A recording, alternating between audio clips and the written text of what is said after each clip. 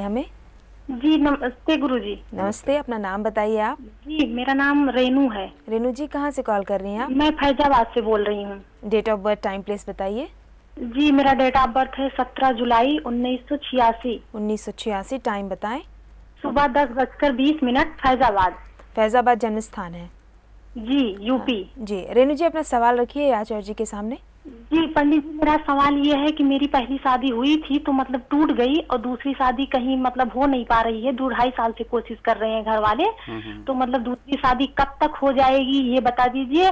और दूसरा सवाल मेरा है कि मैंने अपनी कुंडली अपने गांव वाले पंडित जी को दिखाई थी तो उन्होंने हमें पन्ना और पुखराज 6.25 रत्ती का पहनाया है। तो क्या मेरे लिए पुखराज ठीक है? मुझे कुछ डाउट आ रहा है तो आप क्लियर कर दीजिए। अगर पुखराज नहीं शुभ है मेरे कुंडली के हिसाब से तो कौन सा पत्थर मुझे पहनना चाहिए?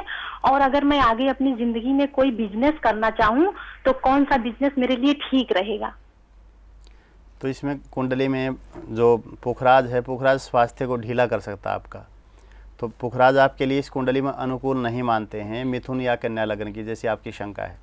दूसरी बात यह है, लेकिन जिन्होंने भी पहनाया है आपको, उन्होंने विवाह के निमित्त पहनाया होगा। जब आपने कहा होगा ना कि भी विवाह नहीं हो रहा है तो विवाह के निमित्त पहना दिया होगा। तो भी आप पुखराज निकाल दें और गुरु से संबंधित वैसे उपचार करें, जैसे केले का पूजन करें।